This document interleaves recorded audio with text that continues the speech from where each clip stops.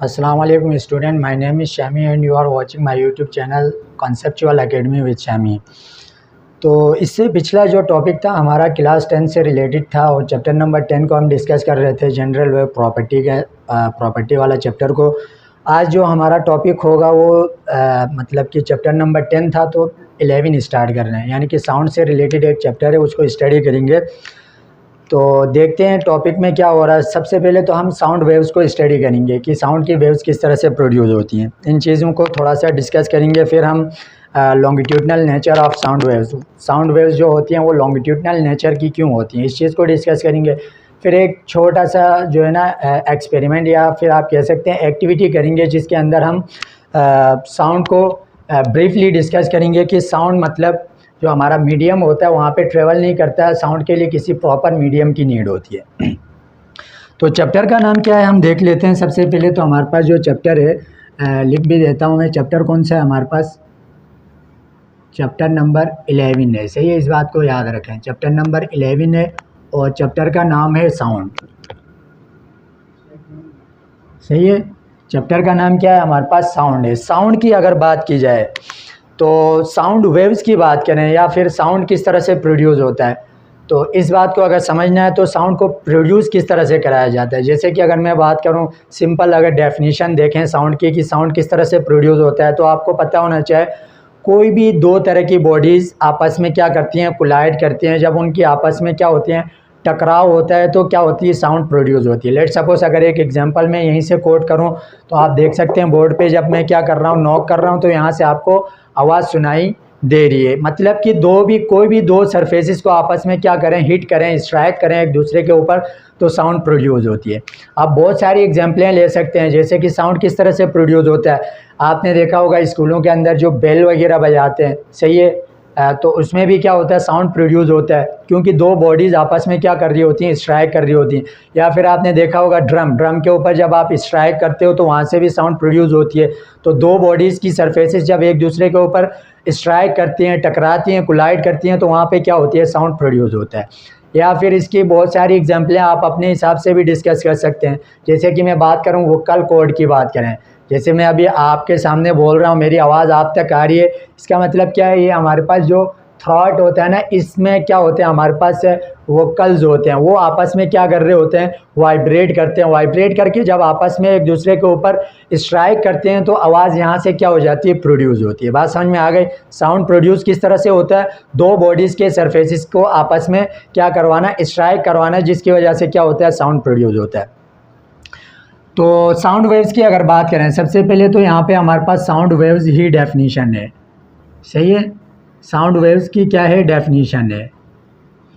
Sound waves की definition क्या है, वाइब्रेटिंग ऑफ बॉडीज़, यानी कि बॉडीज़ क्या वाइब्रेट करने से क्या हो जाती हैं, साउंड वेव्स प्रोड्यूस होती हैं।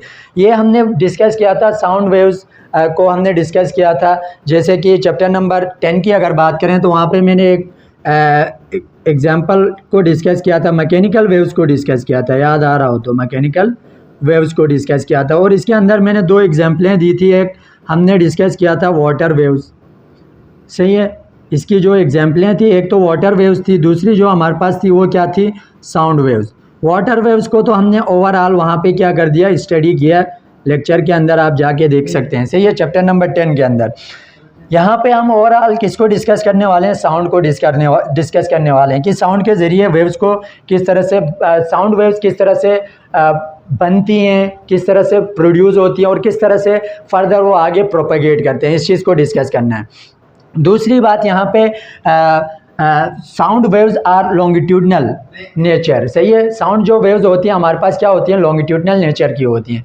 अब लॉन्गिट्यूडनल नेचर की अगर बात करें तो हमने मैकेनिकल वेव्स में वहाँ पे दो एग्जांपलें आपको बताई थी चैप्टर नंबर 10 के अंदर। एक मैंने आपको नाम दिया था, एक वेव्स को लॉन्गिट्यूडनल वेव्स, लॉन्गिट्यूडनल वेव्स थी। एक हमारे पास क्या थी, ट्रांसफ़र वेव्स थी। सही है, लॉन्गिट्यूडनल वेव्स और ट्रांसफ़र वेव्स, दो यहाँ पर भी इसकी क्या थी, वेव। सही है, ट्रांसफ़र वेव या ट्रांसफ़र वेव्स कुछ भी बोल सकते हैं। सही है, यहाँ पर भी ये किसकी टाइप्स थी, ये टाइप्स थी हमारे पास मैकेनिकल वेव्स के अंदर मैकेनिकल वेव्स की फर्दर 2 टाइप्स थी, इन दोनों को मैं वहाँ पे ब्रीफली डिस्कस कर चुका हूँ। अब यहाँ पे ये बताया जा रहा है कि जो हमारे पास साउंड वेव्स होती हैं वो कौन सी नेचर के अंदर होती हैं, लॉन्गिट्यूडनल नेचर के अंदर होती हैं। अब ये लॉन्गिट्यूडनल नेचर का क्या कॉन्सेप्ट है, कैसे होती हैं लॉन्गिट्यूडनल नेचर की, तो इस बात को याद रखें। ट्रांसफर वेव्स के लिए मैंने एक बात कही थी वहाँ पे कि transfer waves always travel in the form of crust and trough. किस फॉर्म में ट्रेवल करती हैं ये वाली वेव्स, क्रस्ट और ट्रफ की फॉर्म में ट्रेवल करती थी, सही है। जबकि अगर हम बात करें किसकी, कि हमारे पास जो लॉन्गिट्यूडनल वेव्स थी वो कौन सी फॉर्म में ट्रेवल करती थी, कंप्रेशन एंड रेयरफेक्शन, सही है। कंप्रेशन और रेयरफेक्शन की फॉर्म में क्या कर रही थी, ट्रेवल कर रही थी। रेयरफेक्शन नहीं, रेयरफेक्शन है, सही है, रेयरफेक्शन इसकी फॉर्म में ट्रेवल करती थी। यानी कि जो मैंने डिस्कस किया था आपके वहाँ कैरेक्टरिस्टिक ऑफ वेव्स को स्टडी किया था, तो कंप्रेशन को भी हमने देखा था वहाँ पे, एग्जांपल के थ्रू भी देखा था और फिगर के थ्रू भी मैंने इस चीज़ को वहाँ पे क्लियरली आपको समझाया था कि रेयरफेक्शन किसे कहते हैं, कंप्रेशन, और क्रस्ट और ट्रफ किसे कहते हैं। तो जो हमारे पास साउंड वेव्स होती हैं वो क्या होती हैं, होती तो नेचर किस तरह की होती है, नेचर ऑफ वेव्स किस तरह की होती है, लॉन्गिट्यूडनल नेचर की होती हैं। दूसरी बात यह है कि जो लॉन्गिट्यूडनल वेव्स होती हैं वो कौन सी फॉर्म में ट्रेवल करती हैं, कंप्रेशन और रेयरफेक्शन की फॉर्म में ट्रेवल करती हैं। अब इस चीज़ को अगर मैं यहाँ से थोड़ा सा आपको बता दूं कि कंप्रेशन और रेयरफेक्शन का कॉन्सेप्ट क्या है, longitudinal nature of sound waves. Longitudinal nature क्यों है, लॉन्गिट्यूडनल नेचर इसलिए देखें, लेट सपोज आपने क्या किया, यहाँ पे किसी पॉइंट के ऊपर क्या किया, साउंड क्रिएट किया, इस वाले पॉइंट के ऊपर साउंड प्रोड्यूस करोगे तो साउंड इस तरह से मूव करेगा, ये वाली आपकी फॉर्मेट होगी, इस तरह की फॉर्म में क्या करेगा, साउंड प्रोड्यूस होकर आगे की तरफ जाएगा। ये जो ब्लैक एरियाज होते हैं ना, ये हमारे पास कहलाते हैं कंप्रेशन वाले पार्ट। ये क्या कहलाते हैं, कंप्रेशन वाले पॉइंट ये वाले होते हैं। और जो बीच में आपको ये वाले जहाँ पे मैं हाईलाइट कर रहा हूँ, ये वाले पोर्शन आपके पास ओवरऑल क्या होते हैं, रेयरफेक्शन होते हैं। इसका मतलब क्या हुआ, रेयरफेक्शन और कंप्रेशन का मतलब मैं वहाँ पे डिटेल में बता चुका हूँ, फिर भी थोड़ा सा बताता हूँ। कंप्रेशन का मतलब ये होगा कि जो हमारे पास एयर पार्टिकल होंगे, जैसे कि साउंड के लिए एक प्रॉपर मीडियम की नीड है, जो कि मीडियम हमारे पास क्या है, एयर है, सही है। गैस है, गैस के ज़रिए क्या करती है, एयर के ज़रिए हमारी आवाज़ ट्रेवल करती है एक जगह से दूसरी जगह। तो यहाँ पे हमारे पास जो मीडियम है वो क्या है, एयर है। अब एयर के कुछ ना कुछ क्या होंगे, हमारे पास पार्टिकल्स मौजूद होंगे। जाहिर सी बात है, आपने इस वाले पॉइंट के ऊपर साउंड प्रोड्यूस किया, यहाँ पे इसके सराउंडिंग में बहुत सारी एयर मौजूद होगी। जाहिर सी बात है, एयर मौजूद है तो एयर के अंदर पार्टिकल्स भी मौजूद होंगे। तो एयर के पार्टिकल के साथ जब हमारी साउंड जाके उनके साथ हिट करेगी तो वो क्या करेंगे, वो पार्टिकल्स फर्दर आगे मूव करेंगे। इसी तरह क्या होती है, आवाज़ आगे ट्रेवल करती है। लेट सपोज अगर मैं आपको एक एग्जांपल दूं, हमारी आवाज़ किसी जगह में बहुत ज़्यादा सुनाई देती है, किसी किसी जगहों में कम सुनाई देती है। इसके पीछे रीज़न यही होता है कि क्या होती है, हमारी जब हम आवाज़ प्रोड्यूस करते हैं तो आवाज़ चलती है, आगे की तरफ मूव करती है, जाके एयर के पार्टिकल से टकराती है, एयर के पार्टिकल्स फर्दर आगे मूव करते हैं, वो आवाज़ उनके ज़रिए ट्रेवल करती है, प्रोपगेट करती है मीडियम के अंदर और आवाज़ पहुंचती है जहां तक हम पहुंचाना चाहते हैं।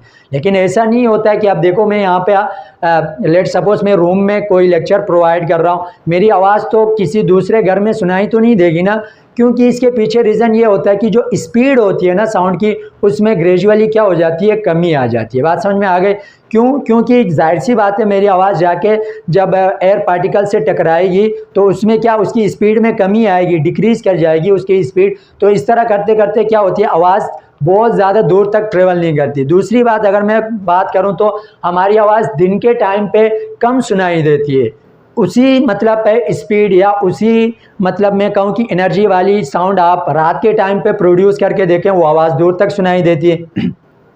कभी इस चीज़ को आपने नोटिस किया होगा कि दिन के टाइम में आपने कभी नोटिस किया, सुबह सुबह क्या हो रही, विंडो में से सनलाइट की जो होती है रेजिस इंटर हो रही होती है आपके रूम में, वहाँ आप थोड़ा सा क्या करें, बूमिंग करें, झाड़ू वगैरह लगाएं, तो फिर वहाँ पे देखें तो छोटे छोटे पार्टिकल्स आपको नज़र आ रहे होते हैं जहाँ से सनलाइट की रेजिस इंटर हो रही होती है। वो जो पार्टिकल्स होते हैं ना, उनसे टकराती है हमारी आवाज़, जिसकी वजह से आवाज़ जो साउंड की स्पीड होती है उसमें कमी आती है। रात की तारीकी में तो वो पार्टिकल होते हैं पार्टिकल, लेकिन इतनी ज़्यादा जो तादाद में, ज़्यादा क्वांटिटीज़ के अंदर जो हमारे पार्टिकल होते हैं वो मौजूद नहीं होते हैं, जिसकी वजह से आपको पता है हमारी आवाज़ रात के टाइम पे ज़्यादा ट्रेवल करती है। इस बात को अपने माइंड में रखें। 3-4 बातें बता दी। सबसे पहले तो साउंड वेव्स क्या थी। साउंड वेव्स किस तरह से प्रोड्यूस होती है। साउंड वेव्स प्रोड्यूस होती है वाइब्रेटिंग ऑफ बॉडीज।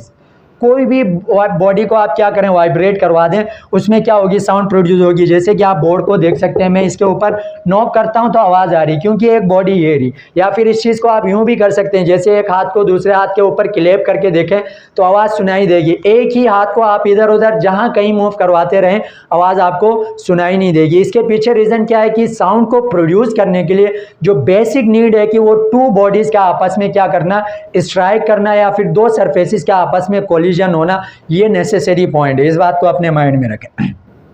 दूसरा पॉइंट मैंने क्या बताया कि साउंड वेव्स जो नेचर रखती हैं वो किस तरह का नेचर रखती हैं, लॉन्गिट्यूडनल वेव्स वाला नेचर होता है इनका। लॉन्गिट्यूडनल नेचर होता है किसका, साउंड वेव्स का। वो क्यों होता है, उसकी वजह मैंने बताया कि longitudinal waves always travel in the form of compression and rarefaction. यानी कि लॉन्गिट्यूडनल जो वेव्स होती हैं हमारे पास, वो कंप्रेशन और रेयरफेक्शन की फॉर्म में ट्रेवल करती हैं। सही है। तो यहाँ पे जो हम साउंड प्रोड्यूस करते हैं, जैसे कि मैंने यहाँ पे एक एग्जांपल कोट की थी कि इस पॉइंट के ऊपर आप साउंड प्रोड्यूस करवाते हो तो साउंड कुछ इस तरह से आगे की तरफ क्या करेगा, मूव करेगा, मीडियम के अंदर ट्रेवल करेगा, प्रोपेगेट करेगा। तो इसमें 2 तरह की चीज़ें बनती हैं, 2 पॉइंट बनते हैं, एक रेयरफेक्शन का पॉइंट, एक कंप्रेशन का पॉइंट बनता है। जहाँ पे एयर के पार्टिकल एक दूसरे के करीब करीब आते हैं, क्लोजर टू ईच अदर आते हैं, उस पॉइंट को हम क्या नाम देते हैं, कंप्रेशन का नाम देते हैं। जबकि अगर हम बात करें कि जहाँ पे एयर के जो पार्टिकल हैं वो क्या हो, एक दूसरे से मतलब फारदर हो, दूर दूर हो। यानी कि लेट सपोज अगर मैं बात करूं तो यहाँ पे देख सकते हैं इस वाले पोर्शन में क्या है, एयर पार्टिकल। अगर मैं यहाँ एयर पार्टिकल को शो करवा दूं तो एयर पार्टिकल दूर दूर हैं एक दूसरे से, तो ये वाला पॉइंट क्या कहलाएगा, हमारे पास रेयरफेक्शन कहलाएगा। इसी वजह से हमने नाम दिया साउंड वेव्स को। नेचर किस किस्म की इसकी, कि लॉन्गिट्यूडनल वेव्स की नेचर रखता है जो साउंड वेव्स होता है वो। बात समझ में आ गई। इसके अलावा हम बात करते हैं, जैसे कि मैंने आपको बताया था कि लॉन्गिट्यूडनल वेव्स में क्या होता है, या फिर मैकेनिकल वेव्स की 2 टाइप्स थी, लॉन्गिट्यूडनल वेव्स और transfer waves. Longitudinal waves compression और रेयरफेक्शन की फॉर्म में ट्रेवल करती हैं। ट्रांसफर को मैं डिस्कस नहीं कर रहा हूँ, ऑलरेडी मैं डिस्कस कर चुका हूँ चैप्टर नंबर 10 के अंदर, वहाँ से देख सकते हैं, ये भी देख सकते हैं, बट ये हमारा टॉपिक है तो मैं दोबारा से रिपीट भी कर रहा हूँ। और मैकेनिकल वेव्स जो होती हैं हमारे पास 2 तरह की टाइप्स, मैंने एग्जांपलें दी थी, वाटर वेव्स की एग्जांपल दी थी और साउंड वेव्स की एग्जांपल दी थी। वाटर वेव्स को हमने बहुत ही डीपली डिस्कस किया, वहाँ थ्रू रिपल टैंक के जरिए भी रिफ्लेक्शन का टॉपिक करवाया, वहाँ पे रेयरफेक्शन करवाया, डायफ्रेक्शन करवाया, ये सारी चीज़ें मैं वहाँ करवा के आपको रिपल टैंक के जरिए पूरा एक एक्सपेरिमेंट था, काफ़ी लेंथी वीडियो थी वो मेरी, 40 मिनट या 35 मिनट की, उसके अंदर मैं डिस्कस कर चुका हूँ। बात समझ में आ गई। अब हम एक एक्सपेरिमेंट करते हैं, बात समझ में आ गई। एक छोटा सा एक्सपेरिमेंट करते हैं जिसके ज़रिए हम समझते हैं कि अगर कि जैसे कि मैंने कहा कि जो साउंड वेव्स होती हैं वो कैसी होती हैं, मैकेनिकल वेव्स। और मैकेनिकल वेव्स की मैंने वहाँ पे डेफिनेशन बताई थी चैप्टर 10 के अंदर की, mechanical waves required a medium, यानी कि ये वो तमाम वेव्स होंगी जिसके लिए एक ख़ास मीडियम की नीड होगी। जैसे कि वाटर वेव्स की बात करें तो लिक्विड यहाँ पे हमारा क्या है, मीडियम है, लिक्विड के जरिए क्या कर रही हैं, वेव्स प्रोपोगेट कर रही हैं, ट्रेवल करके आगे जा रही। इसी तरह साउंड की बात करें तो साउंड के लिए भी एक खास किस्म का मतलब मीडियम की नीड होगी, अदरवाइज साउंड आगे ट्रेवल नहीं करेगा, साउंड वेव्स आगे नहीं प्रोपोगेट कर सकती हैं मैकेनिकल वेव्स के अंदर। तो हम क्या करेंगे, साउंड की अगर बात की जाए तो साउंड देखो बहुत सारी जगहों में सुनाई नहीं देता है। अगर कि हम बात करें कि सन के ऊपर आप देखें तो आए सेकंड के अंदर, हर 1 सेकंड के अंदर वहाँ पे रिएक्शंस होते रहते हैं, वहाँ पे ब्लास्टिंग होती रहती है, हालांकि उनकी आवाज़ हम तक पहुँचती नहीं है। वजह यह है कि आपको पता है बीच में खला स्पेस है, वहाँ पे क्या होती है, एयर मौजूद नहीं होती है। साउंड वेव्स को ट्रेवल करने के लिए जो मीडियम की नीड है वो क्या है, हमारे पास एयर है, जबकि वहाँ पे एयर मौजूद नहीं होती, जिसकी वजह से आवाज़ हम तक पहुंचती नहीं है, ग्राउंड तक आवाज़ नहीं आने की मेन वजह ये है। बात समझ में आ गई। दूसरी बात अगर मैं कहूँ तो बहुत सारी चीज़ें मैं आगे इस चैप्टर में डिस्कस करने वाला हूँ। लेट सपोज अगर मैं बात करूँ कि हमारे कानों को कहाँ तक, कौन सी लिमिट तक हमें आवाज़ें सुनाई देती है और कौन सी लिमिट से नीचे वाली, यानी कि सीधे सीधे अगर मैं बात करूं कि फ्रिक्वेंसी नाम की एक चीज़ पढ़ी थी हमने प्रॉपर्टीज़ के अंदर कि कौन सी फ्रिक्वेंसी वाली आवाज़ें हमको सुनाई देती हैं और कौन सी फ्रिक्वेंसी वाली आवाज़ें नहीं सुनाई देती हैं, तो आपको पता होना चाहिए कि 20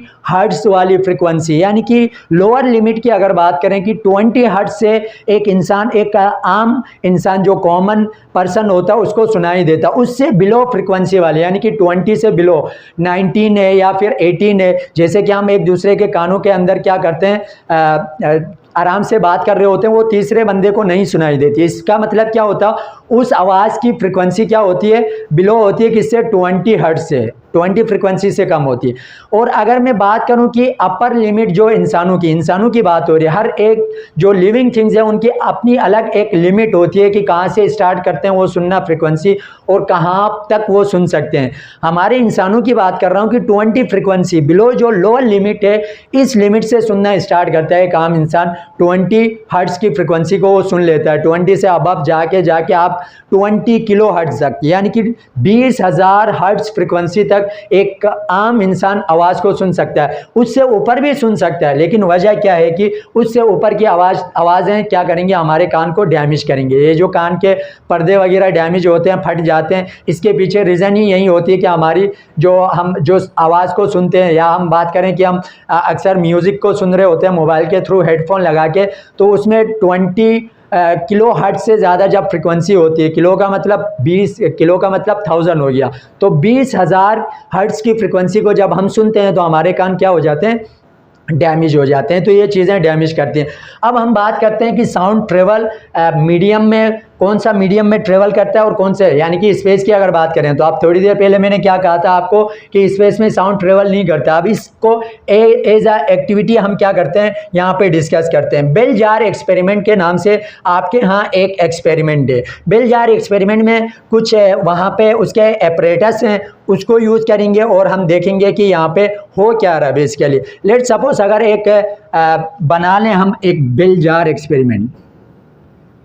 ये आपके पास सिंपल आप कंसीडर करें कि एक बोतल है आपके पास, सही है, कांच की एक बोतल है, उसको क्या किया हुआ आपने यहाँ पे प्लेस किया।